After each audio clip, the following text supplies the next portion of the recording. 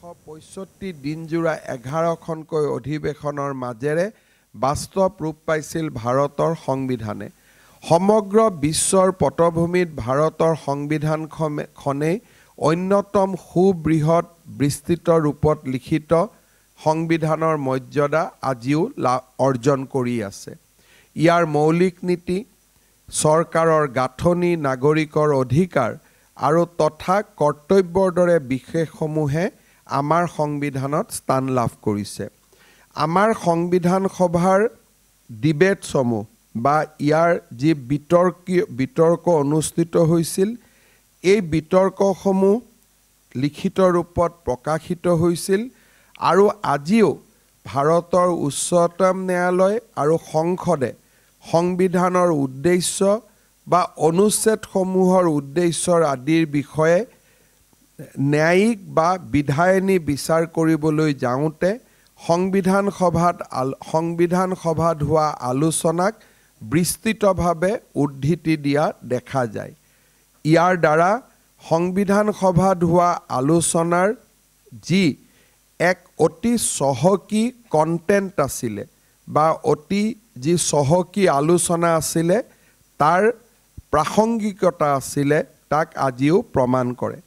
ভাৰতৰ প্ৰধানমন্ত্ৰী নৰেন্দ্ৰ মোদী ডাঙৰীয়াই গুজৰাটৰ মুখ্যমন্ত্ৰী হিচাপে কাৰ্যনিৰ্বাহ কৰি থকাৰ সময়তে সংবিধানে 60 বছৰ সম্পূৰ্ণ কৰিছিল। সেই সময়ত তেওঁ ভাৰত চৰকাৰক সংবিধানৰ এক মহোৎসৱ কৰিবলৈ আহ্বান জনাইছিল। কিন্তু তেতিয়াৰ কেন্দ্ৰীয় চৰকাৰে এই প্ৰস্তাৱৰ প্ৰতি গুৰুত্ব আৰোপ নকৰাত গুজৰাটতে সংবিধানৰ হীৰক জয়ন্তীত তেওঁ এক বিশাল প্ৰচাৰ আৰু প্ৰসাৰৰ ব্যৱস্থা আৰম্ভ কৰিছিল।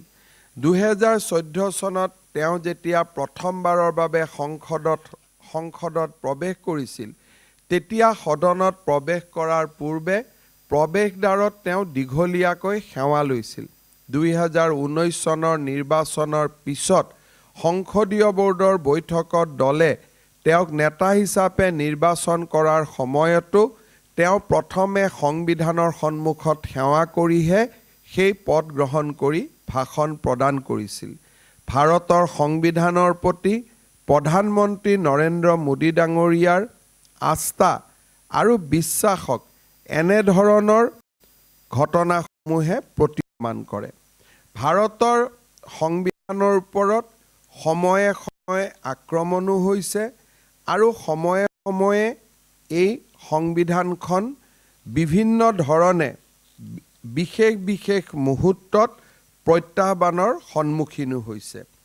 ইয়াৰ ভিতৰত প্ৰথম পৰ্যায়তে আমি দেখা পাওঁ যে আমাৰ 1975 চনত যেতিয়া ভাৰতৰ সংবিধানৰ প্ৰমূল্যবোধক ভৰিৰে মোহাৰি ইন্দিৰা গান্ধী চৰকাৰে দেশত জৰুৰীকালীন অৱস্থা প্ৰদান কৰিছিল, সেই সময়তে ভাৰতৰ সংবিধানখনৰ প্ৰতি বিশাল প্ৰত্যাহ্বান আহি পৰিছিল।